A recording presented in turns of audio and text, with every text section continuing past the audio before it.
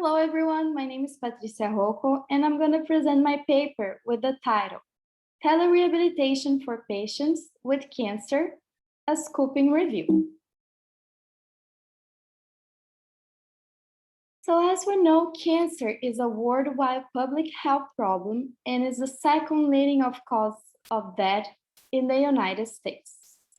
Physical activity is an important component of the cancer rehabilitation and is effective in promoting benefits related to physical function, quality of life, and cancer-related fatigue. Rehabilitation is a standard part of cancer care and can have potential to reduce the burden on healthcare system.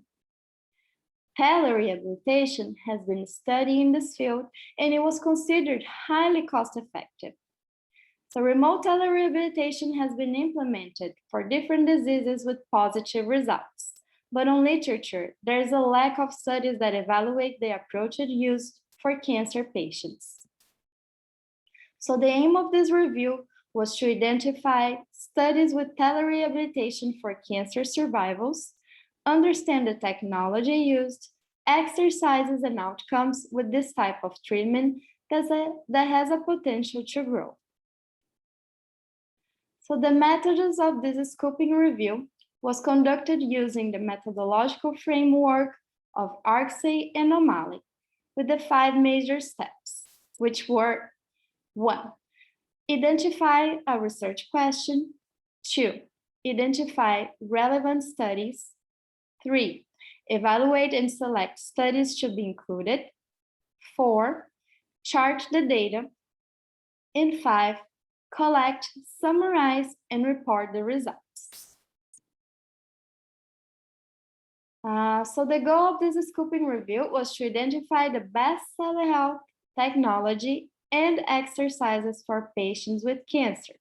So based on this goal, the research question was, how are telemedicine approaches used for cancer rehabilitation? So we included in this review studies published between January 2015 and October 2020. We used the following Boolean search term, which were telerehabilitation and cancer and physical therapy or exercise or cancer rehabilitation. So this research provided 33 potential papers to be included on the study. Based on this, the inclusion criteria were studies that report physical therapy, exercises, telerehabilitation intervention for patients with cancer.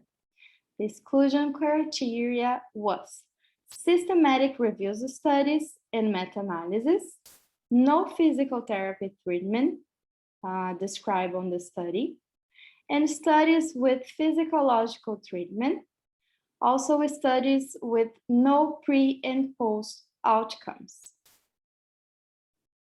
So based on this, 33 potential relevant publications, 11 studies were excluded by the title and abstract, 22 papers were evaluated, and 6 were excluded after full test analysis, and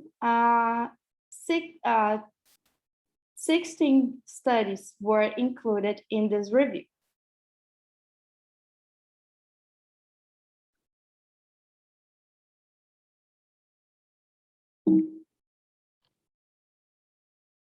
So based on this, the result of this review was the majority of the studies were published in 2020 and 2018, and only one study published in 2015. Most of the studies were randomized controlled trials, 44%. 5 were classified as feasibility studies, 31%. 2 pilot studies, 13%. 1 prospective clinical trial, 6%, and 1 development and usability study, also 6%. As we can see on this first table, all the 16 studies, the type of study on the second column, and on the third column, the type of cancer that were based on head and neck cancer, advanced stage of cancer, esophageal cancer, cancer survivals, breast cancer, grade 2 and 3 gliomas, lung cancer, hepatocellular carcinoma, advanced cancers, hematological cancer survivals, various cancers, and oropharyngeal cancer. On the second table, we can see also all the studies and the technology used, web-based systems, telephone calls, mHealthcare app, also logbook and text messages, and the outcomes were varied, like physical fitness, quality of life surveys, 6 minutes walking test, also chair stand test, feasibility, physical symptoms, and a lot of level of physical activities, fatigue.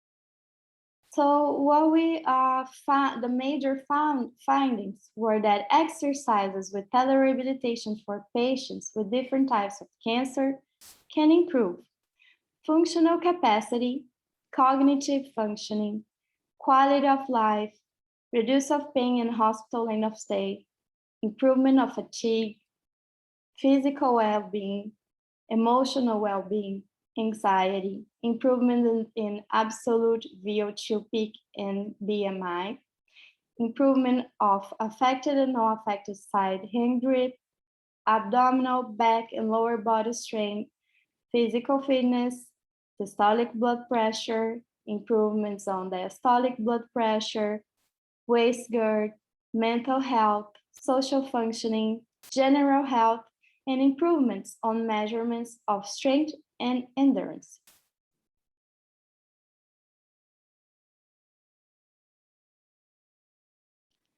These findings are compatible with several studies that physiotherapy with telerehabilitation is feasible.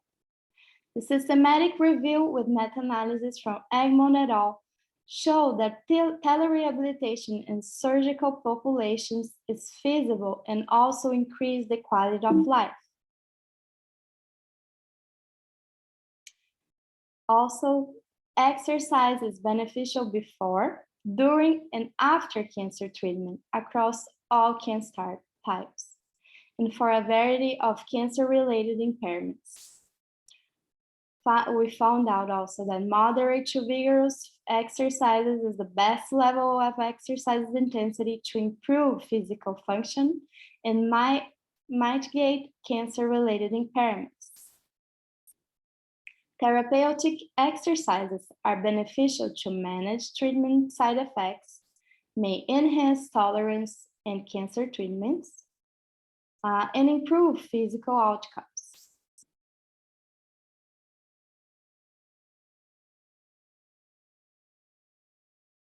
Therapeutic exercises are beneficial to manage treatment side effects, may enhance tolerance to cancer treatments, and improve functional outcomes. The exercise used in the study from this review were a combination of aerobic exercises, resistance training, swallowing training, and walking distance program, and were supervised by web-based system, apps, and telephone calls.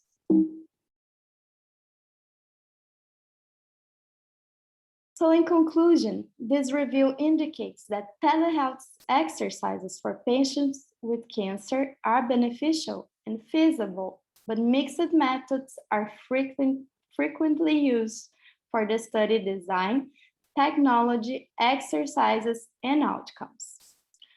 Further research is needed to describe the best method, protocol, and technology to achieve a better clinical practice for teleremote treatment for patients with different types of cancer.